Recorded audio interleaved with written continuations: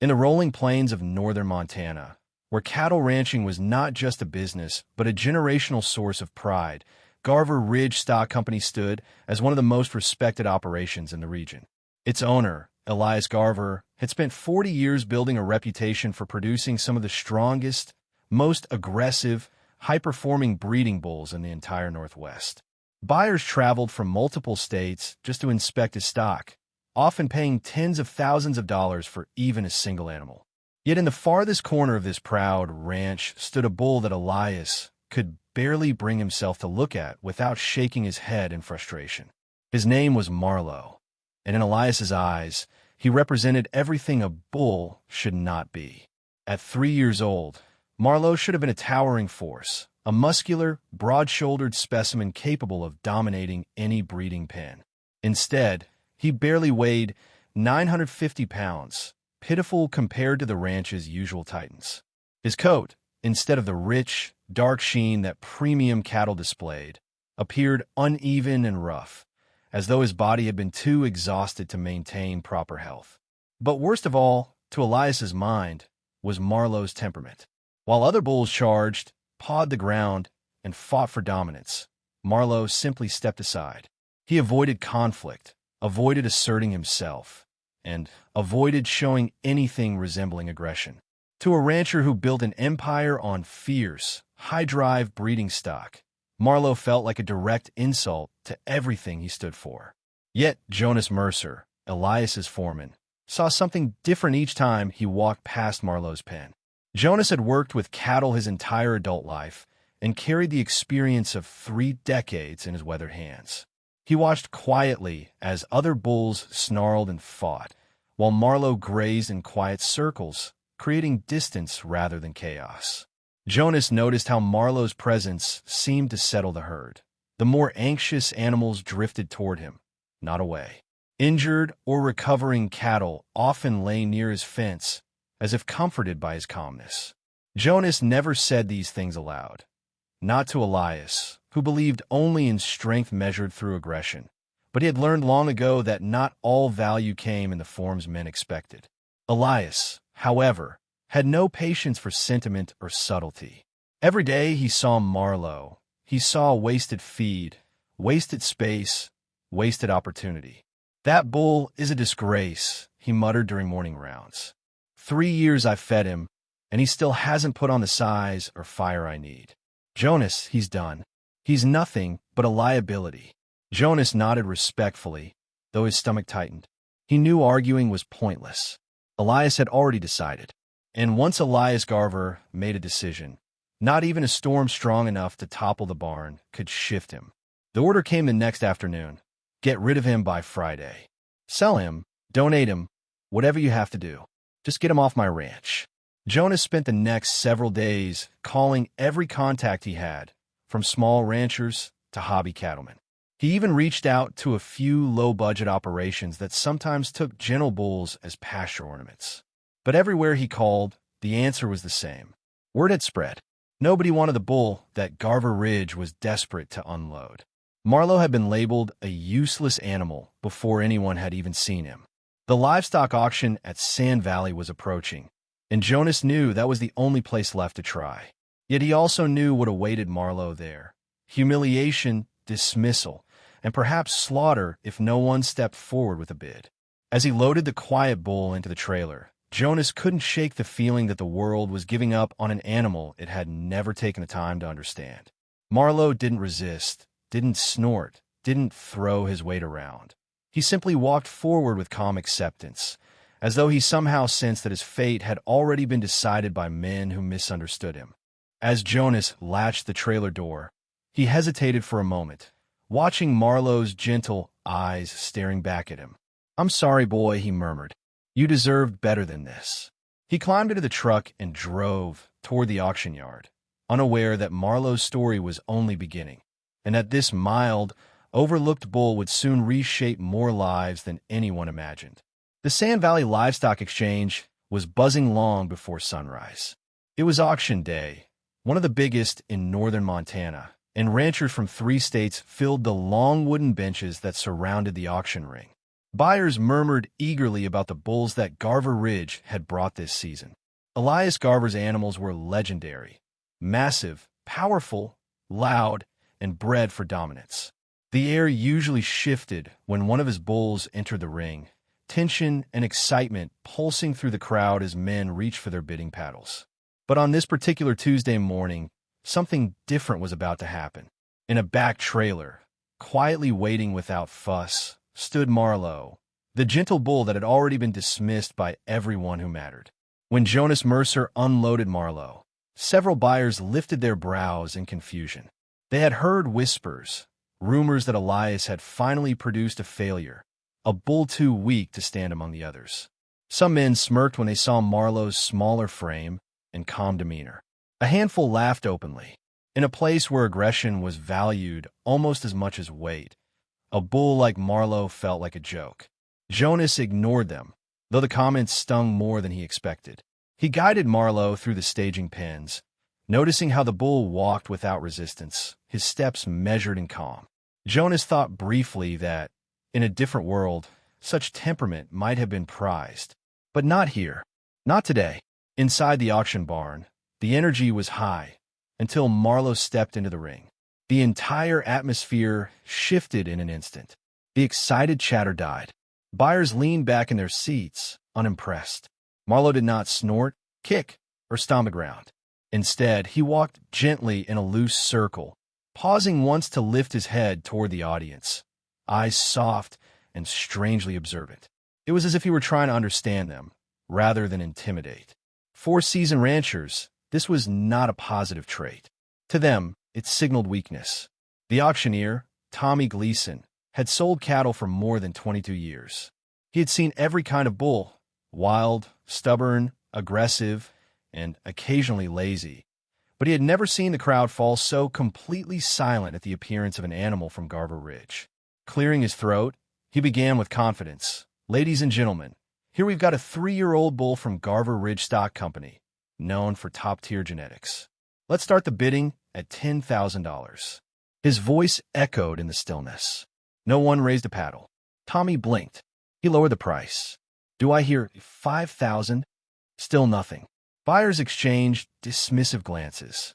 Some looked away entirely, refusing even to humor the idea. 3,000? 1,000? His voice wavered slightly. A Garver bull had never failed to draw immediate interest, let alone complete indifference. Jonas felt heat creeping up his neck. He had hoped someone, anyone, would see Marlowe's value beyond muscle and aggression. Tommy sighed softly into the microphone. "All right, folks, $500? Even that didn't a whisper." Marlowe continued calmly walking the ring, unaware of the silent judgment surrounding him. Tommy looked almost embarrassed as he scanned the room once more. "Do I hear anything?" he said, desperation creeping into his tone. A few buyers chuckled. One shook his head in pity. Another muttered loud enough for everyone to hear, "Should have been hauled straight to processing." Then, from the very back of the barn, came a quiet voice. $1. The entire crowd turned in unison. Standing near the exit was Owen Reyes, a 79-year-old retired mechanic wearing an old denim jacket and a faded blue shirt. He had not come to buy cattle. He had merely come to watch, the same way he had as a young boy attending auctions with his father. Yet something in Marlowe's calm presence had pulled him forward, stirring a memory of a gentle steer he once cared for decades ago. He raised his hand again, steady and sure. $1, he repeated. Tommy stared at him, stunned. "Sir, did you say $1? The barn erupted in whispers. Some men snorted. Others glared, offended by the idea of a Garver bull selling for such a humiliating amount. Owen, undisturbed by the attention, nodded firmly. "That's my bid." Tommy hesitated, still hoping someone would offer anything higher. "Do I hear $2? Silence. $1.50. Still nothing. Buyers weren't merely uninterested. They wanted no association with this bull at all. Elias Garver, watching from the elevated viewing box, clenched his jaw so tightly that his foreman could see the muscle twitching. Selling a bull, his bull, for a single dollar was more than a financial loss. It was a blow to his pride. Going once for $1, Tommy announced, voice sinking. The barn remained still. Going twice, no movement. No beats. Sold. For $1 to the gentleman in the blue shirt.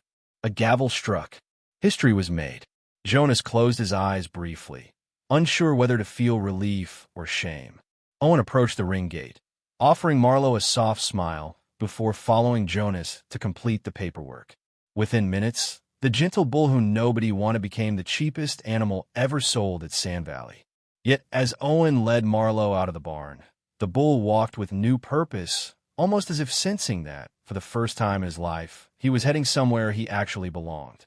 What no one knew then was that this quiet moment, this $1 decision, would soon shake the cattle world to its core. The gravel driveway leading to Owen Reyes's lonely 12-acre property crackled under the old pickup's tires as he pulled in, with Marlowe trailing calmly in the borrowed livestock trailer. The small farm, inherited from his late brother, consisted of a modest wooden house, a weathered barn, and several fenced pastures long unused since the land had fallen into quiet stillness. Owen stood beside the trailer for a moment, hands resting on his knees as he caught his breath. At 79, every movement required a slower rhythm, but something about bringing Marlowe home filled him with a steadiness he had not felt in years. "Well, boy," he whispered, "I guess it's just you and me now." When he lowered the ramp, Marlowe stepped down with surprising gentleness for a bull his size. There was no hesitation, no frantic searching for escape like many cattle displayed in unfamiliar terrain. Instead, Marlowe paused, lifting his head to take in the sound of distant wind, the smell of pine, and the softness of the open space. He walked forward in slow, thoughtful steps, exploring the pasture as though savoring the peace it offered. Owen watched with quiet wonder. There was no competition here, no dominant bulls pushing him aside, no handlers shouting commands. For the first time in Marlowe's life, the world was not demanding anything from him. Over the next several days, Owen observed the bull with growing curiosity. He had never owned cattle before and had purchased books to educate himself, reading each page carefully by lamplight. Every morning, he shuffled to the fence with a tin bucket of feed, and Marlowe would lift his head instantly, not with the frantic hunger of underfed livestock, but with calm acknowledgement, as though recognizing the man who had given him a second chance. Owen admired the bull's gentle movements, how he grazed without tearing the grass, how he avoided stepping too close when Owen entered the pasture, adjusting his distance instinctively to keep the old man safe. Concerned for Marlowe's health, Owen called the local veterinarian, Dr. Adrian Holt, a quiet, practical man known for his blunt evaluations. When Adrian arrived, he expected to find a sickly animal. Instead, he found a bull in surprisingly stable condition. After a thorough checkup, he turned to Owen and said, "He's not unhealthy at all. He's underdeveloped from stress, not poor genetics. Give him time and proper feed, and he'll grow into himself." Adrian went further. "This bull is unusually calm for a male of his age. Not weak calm.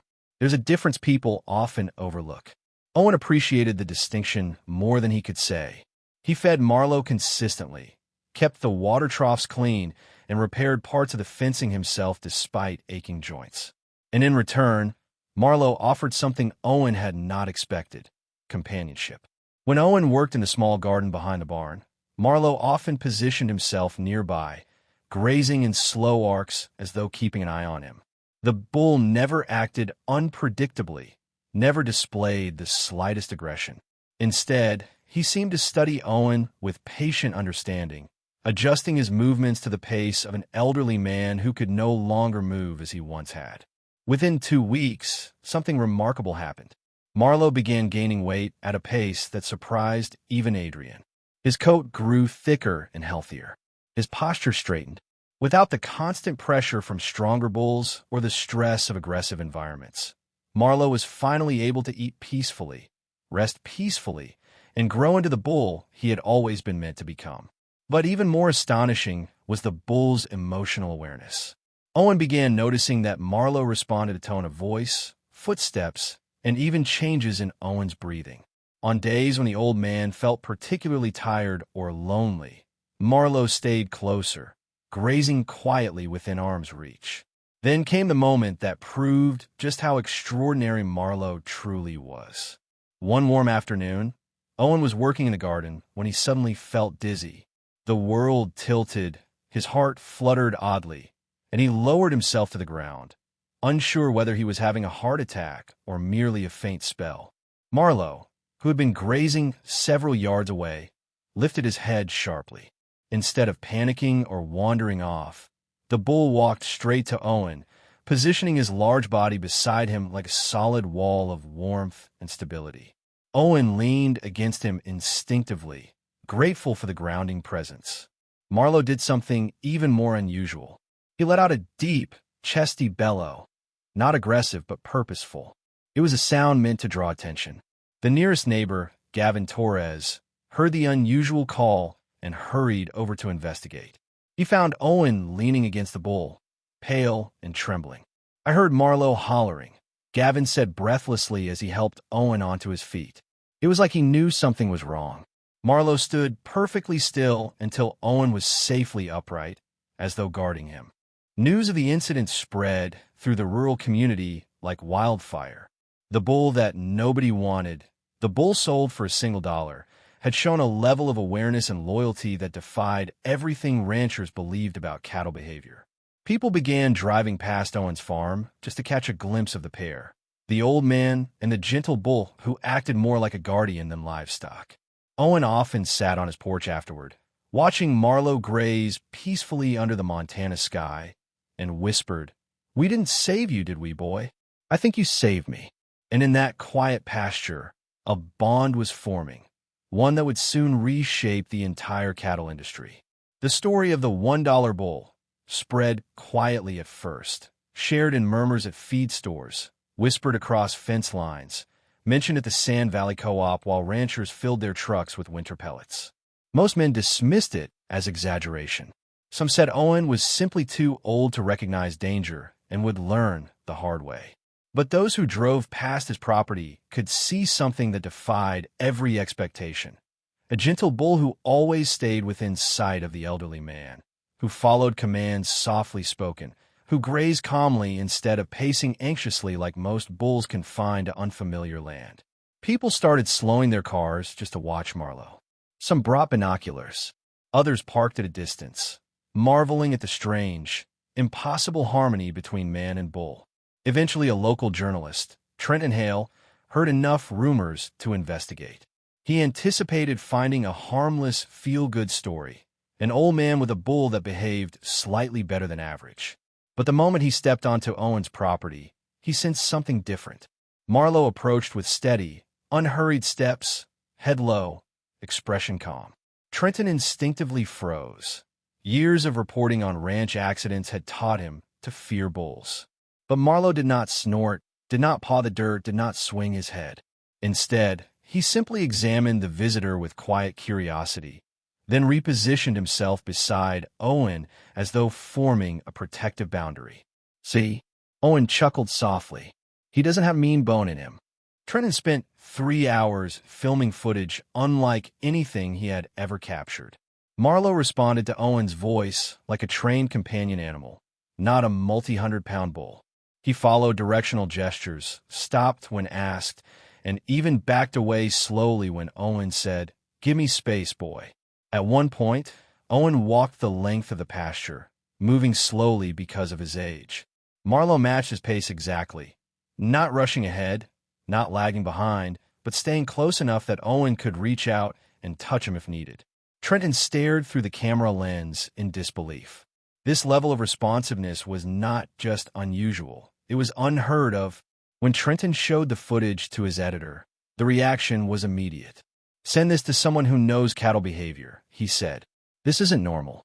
And that was how the video eventually reached Dr. Rowan Pierce, a renowned animal cognition specialist at the University of Montana, a man who had spent his life debunking myths about livestock intelligence. Rowan watched the footage twice, then a third time, his brows narrowing with each viewing. Marlowe's behavior didn't simply contradict traditional assumptions. It challenged decades of accepted scientific literature. Within hours, Rowan canceled his meetings and drove 2 hours north toward Owen's farm. Rowan arrived with a notebook, a camera, and the skeptical mindset of a man accustomed to exaggerated claims. Yet the moment he stepped through the gate, Marlowe noticed him and reacted in a way Rowan hadn't predicted. The bull positioned himself between Owen and the newcomer, not aggressively, but alertly, evaluating. Rowan raised his hands calmly, speaking softly, and Marlowe relaxed, stepping aside with deliberate care. Rowan scribbled in his notes immediately. Spatial awareness. Social prioritization. Controlled response, he muttered. Remarkable. For the rest of the afternoon, Rowan observed Marlowe with scientific intensity. He tested the bull's memory by placing objects in the pasture and returning hours later. Marlowe remembered each location. He tested problem-solving by blocking access to a feed bucket. Marlowe calmly maneuvered around the obstacles instead of panicking. He tested emotional sensitivity by changing his tone of voice. Marlowe reacted instantly to subtle shifts, adjusting his posture to reflect Rowan's mood. Rowan had studied hundreds of bulls, from wild specimens to artificially selected breeds, yet none had displayed the combination of gentleness, intelligence, and responsiveness that Marlowe demonstrated within a single afternoon. Then came the moment that sealed Rowan's astonishment. Owen stumbled slightly while stepping over a fallen branch. Before Rowan could reach him, Marlowe moved instantly, positioning his shoulder beside Owen's body to support him. "He does it all the time," Owen said, patting the bull's hide. Rowan stared, speechless. Livestock did not exhibit targeted physical support behaviors. Not without training, not without conditioning, and certainly not without months of human interaction. And yet Marlowe had developed this relationship naturally, simply by living beside a man who treated him with quiet respect. "This bull is extraordinary," Rowan finally said. "He's not simply calm, he's cognitively advanced, emotionally responsive, intellectually aware. You realize what you have here, Mr. Reyes?" Owen chuckled. "Just a good friend, I suppose." Rowan shook his head. "He's a scientific treasure. A breakthrough, possibly a once-in-a-generation animal." Rowan immediately requested permission to conduct formal behavioral tests. Owen hesitated at first, nervous about exposing Marlowe to unnecessary stress, but Rowan promised everything would be done gently. Meanwhile, Rowan collected hair samples for genetic analysis. Weeks later, the results shocked even him. Marlowe descended from a nearly forgotten bloodline of bulls known decades earlier for their unusual calmness and intelligence, a line nearly eliminated from modern breeding programs because they lacked the aggression ranchers desired. "Marlowe isn't defective," Rowan told Owen over the phone. "He's rare. He represents genetics we've almost lost forever." And in that quiet moment, Owen realized that the bull sold for $1 might hold value far beyond anything the cattle world had ever imagined. By midsummer, Marlowe's transformation had become undeniable. The once underweight, overlooked bull now carried himself with a quiet strength that drew attention from anyone who visited Owen's property. His muscles had filled out, his posture had straightened, and his coat now shone with a richness that rivaled the premium bulls Owen had only ever seen in glossy auction catalogs. Yet none of these changes impressed people as much as Marlowe's behavior. The bull remained astonishingly gentle, patient, and perceptive. Whenever Owen stepped outside, Marlowe followed at a respectful distance, close enough to offer support, far enough to give space. It was as though he had learned Owen's limitations better than Owen himself had. Word spread until ranchers who had once laughed at the idea of a $1 bull started driving long, dusty miles just to witness the phenomenon firsthand. Some arrived skeptically, arms crossed, expecting to see nothing more than a well-fed animal placed under flattering light. But every single one left in stunned silence. They watched Marlowe maneuver around obstacles placed purposely in his way. They watched him respond instantly to Owen's voice. They watched him assist the old man up gentle slopes by planting his feet and bracing like a living railing. They watched him interact with visitors in a manner that was cautious yet profoundly controlled, as if understanding the boundaries of each new human who approached. Ranchers who had spent their lifetimes working with cattle found themselves unable to explain what they were seeing. Some murmured that Marlowe must have been trained secretly. Others whispered that the bull had some sort of instinctual empathy they had never witnessed in livestock. A few, particularly the older ranch hands, said quietly that animals like this appeared once in a generation, rare creatures whose intelligence defied expectation. Owen simply stood by Marlowe's side, smiling politely as men speculated. He wasn't a scientist, and he wasn't a rancher. All he knew was that this bull had brought life back in his lonely days. Meanwhile, Dr. Rowan Pierce continued studying Marlowe with growing fascination. He brought graduate students, researchers, and behavioral experts to observe the bull under control conditions. Each test deepened the mystery. Marlowe could distinguish between nearly identical vocal tones. He could complete basic choice tasks faster than most documented cattle. He demonstrated advanced spatial memory and emotional mirroring, traits almost unheard of in large livestock. Rowan began drafting a scientific paper titled The Cognitive Outlier: Behavioral Anomalies in an Understudied Bovine Lineage, though he privately admitted that no paper could fully capture what Marlowe truly represented. Then came the day that changed everything. A representative from Caldwell Genetics, one of the largest cattle breeding corporations in the western United States, arrived unexpectedly at Owen's farm. His name was Marcus Reynolds, a sharply dressed man whose polished boots looked out of place in the dusty pasture. Marcus introduced himself and quickly explained why he had come. "We've received reports," he said, "that you possess a bull with uncommon behavioral traits and a rare lineage we thought extinct." Owen merely nodded politely, wary of the man's tone. Marcus continued, "We are prepared to make an offer, $50,000 for the bull." Owen nearly laughed. $50,000 was more money than he had seen in years. But even the number itself felt absurd. Marlowe, who had cost him a single dollar, was now being valued at $50,000. Rowan, who was present during the conversation, stiffened immediately. He suspected this visit would come sooner or later. Corporations like Caldwell Genetics saw value only through control, and Marlowe represented something too rare and too powerful for them to ignore. Owen shook his head gently. "He's not for sale." Marcus blinked in surprise. "Mr. Reyes, with respect, $50,000 is—" "No amount matters," Owen interrupted softly. "He's family." Marcus pressed the offer higher, $75,000, then $100,000. Rowan stepped between them, firmly stating, "This bull cannot be treated as a commodity. His value is biological, behavioral, and historical. Removing him from his established environment could compromise years of potential research." Marcus was unimpressed. Corporations like his cared about profit, not scientific discovery. When money failed, Marcus shifted tactics. "If this bull is as exceptional as people say, think of the breeding possibilities," he argued. "You could reshape the industry. Gentle bulls, intelligent stock, animals easier to manage, safer to handle." The words hung in the air, tempting in theory. But Owen saw the real meaning beneath them: exploitation, mass production, ownership stripped away, Marlowe reduced to a number in a corporate ledger. Owen simply repeated, "Not for sale." Marcus left visibly irritated, but he wasn't the only one watching Marlowe anymore. Within days, small ranch operations, men who had witnessed Marlowe's calm nature firsthand, began quietly asking if Owen would consider letting Marlowe sire calves. Not for money, but to revive a bloodline they now believed had been unfairly discarded and forgotten. Owen hesitated, but Rowan encouraged him. "This isn't exploitation," he said. "This is restoration."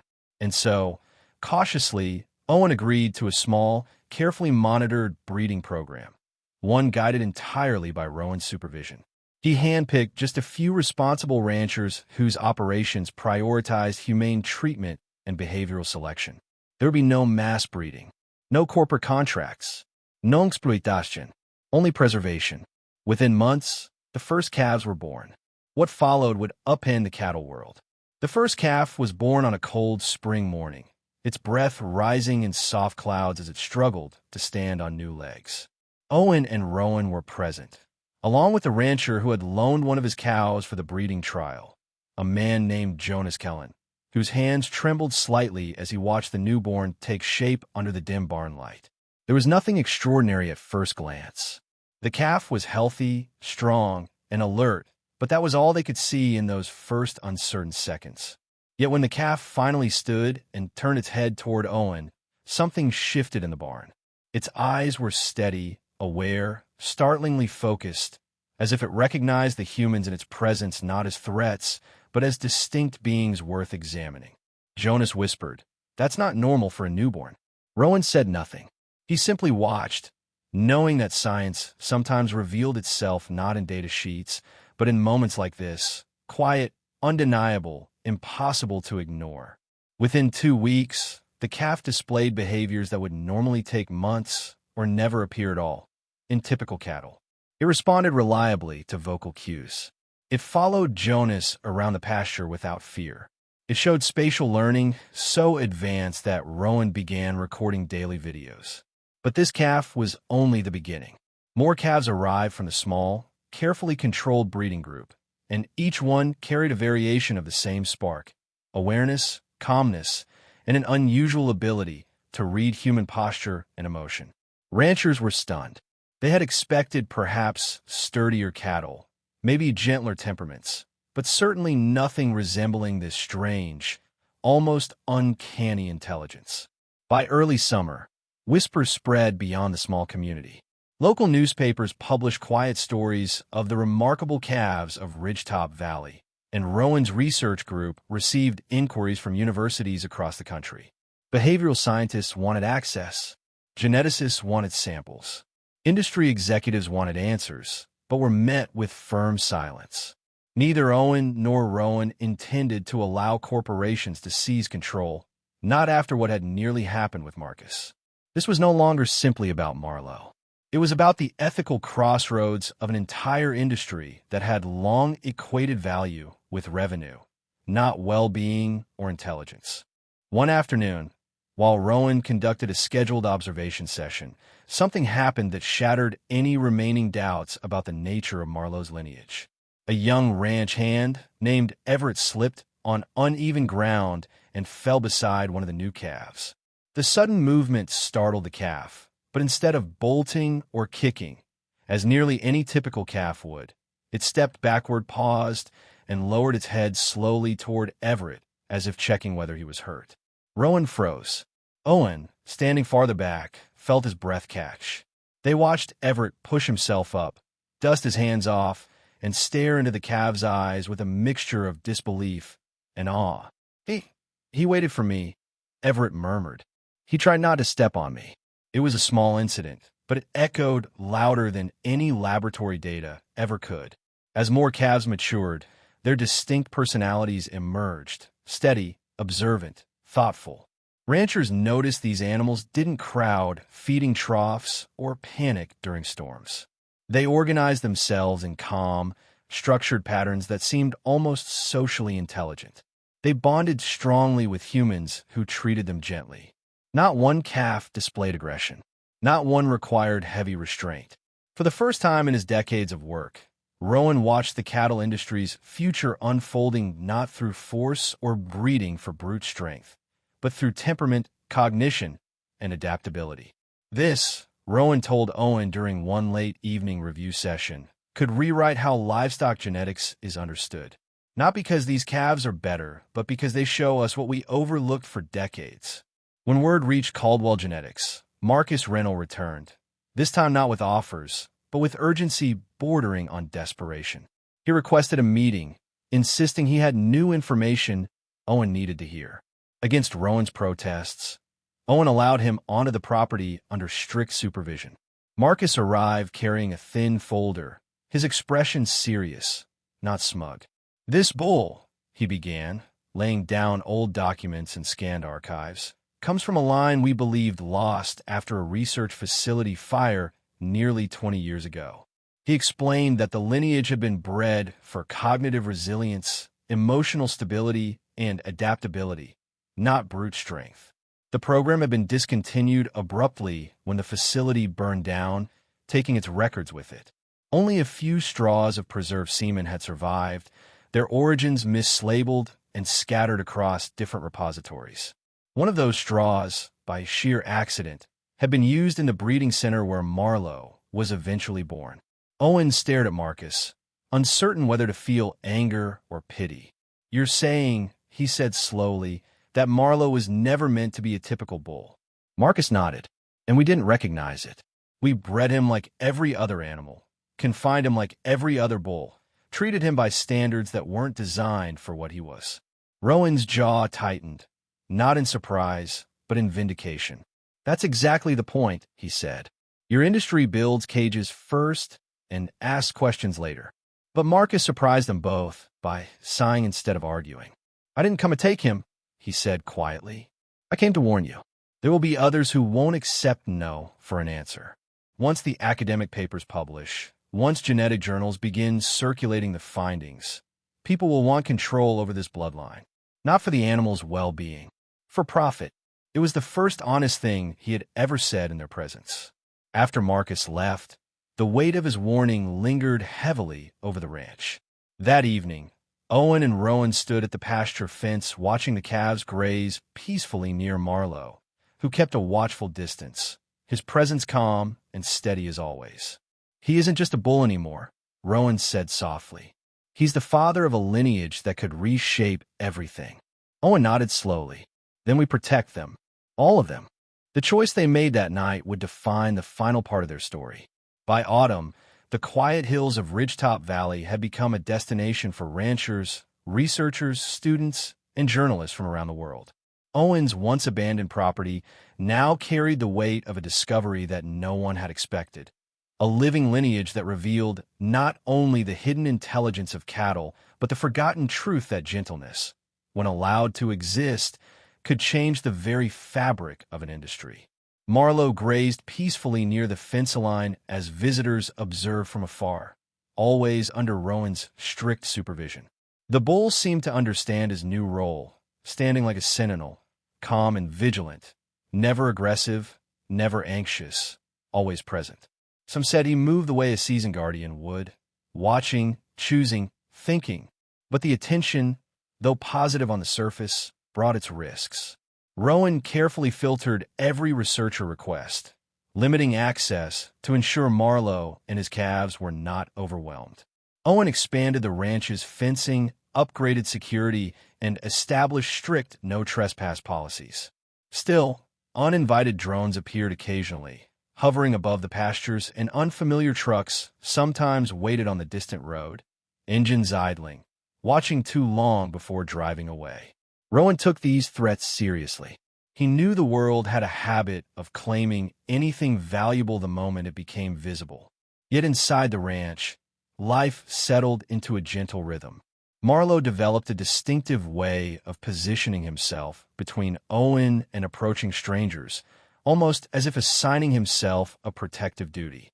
The calves, now a small herd of 15, continued to defy traditional expectations, displaying advanced spatial memory, unusual calmness, and a tendency to gather around Owen whenever he walked the pasture, forming a loose, attentive semicircle as if listening. Children who visited in supervised groups often sat in the grass, sketching Marlowe or whispering to the calves, who in turn approached them with remarkable softness. Rowan recorded these behaviors meticulously, knowing the scientific community would demand evidence for every claim. By winter, Rowan completed the first formal study. His data demonstrated cognitive scores far surpassing any recorded in bovine literature. He sent the manuscript to several journals, expecting slow responses. Instead, he received immediate acceptance from 3 prestigious publications. The story spread: The Marlowe Effect, Rethinking Livestock Intelligence. Newspapers printed headlines. Universities requested collaboration. Ethical livestock organizations called Marlowe a symbol of a new agricultural era. And while the world debated his significance, Marlowe remained unchanged, steady, observant, quietly transformative simply by being himself. As accolades poured in, Owen realized something deeper had shifted. inside him most of all. Marlowe had not just changed the industry's understanding of cattle. He had filled the quiet loneliness that had settled into Owen's life since inheriting the ranch. Each morning, when Owen stepped outside, Marlowe would lift his head, snort softly, and walk toward him as if greeting a longtime friend. Not an animal responding to habit, but a companion acknowledging presence. Owen often found himself talking to Marlowe while repairing fences or walking the pasture, knowing the bull didn't understand his words, but deeply aware that he understood Owen. Then, one evening, the unexpected happened. A powerful winter storm swept across the valley, bringing winds strong enough to bend fence posts. Owen was out securing the barn doors when a large branch cracked from a cottonwood tree and fell dangerously close. Before Owen could react, Marlowe pushed himself between Owen and the falling debris, taking the brunt of the impact on his shoulder. The noise echoed through the pasture. Rowan, who had been inside the barn logging data, raced out into the whipping wind. He found Marlowe standing firm despite the bruising force, and Owen shaken but unharmed. Rowan's voice trembled as he examined the bull's shoulder. "He protected you," he whispered. Owen's throat tightened. "He always does." The bond was undeniable now, documented not only in scientific charts, but in the raw language of loyalty. In the weeks that followed, Marlowe's calves grew into a cohesive herd, and as they matured, Rowan made a discovery that astonished even him. Their empathetic behaviors weren't just inherited, they were amplifying. The calves mirrored Marlowe's guardianship instincts, forming protective arcs around younger animals and showing heightened sensitivity to human emotional cues. When Owen experienced a dizzy spell one afternoon, two young bulls stood beside him until he recovered, refusing to leave until he steadied himself. It was the clearest evidence yet. This wasn't an anomaly. Marlowe's genetics were a blueprint. As international demand exploded, Owen and Rowan founded the Marlowe Initiative, a research and preservation project dedicated to protecting the lineage and promoting humane cattle practices worldwide. Donations poured in. Universities offered grant partnerships. Ethical ranching programs adopted the initiative's principles, citing Marlowe's example as the future of livestock care.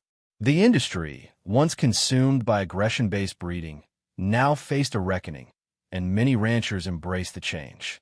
But the greatest lessons were not economic or scientific. They were personal. One spring evening, as the sun dipped low and cast golden light across the pasture, Owen sat on an overturned bucket while Marlowe lay beside him, breathing slow and steady. "You know," Owen murmured, "they all think I saved your life, but the truth is you saved mine." He rested his hand gently against Marlowe's neck, feeling the warmth beneath the thick coat. "They called you worthless, a reject, a failure, but you turn out to be the smartest one in the whole damn field." Marlowe shifted slightly, releasing a soft, rumbling sound that nearly resembled acknowledgement. The world had changed because one unwanted bull was given a chance no one else thought he deserved. And in return, he gave the world a truth it had forgotten. Value isn't always loud. Strength isn't always forceful. Sometimes the rarest greatness lies in gentleness.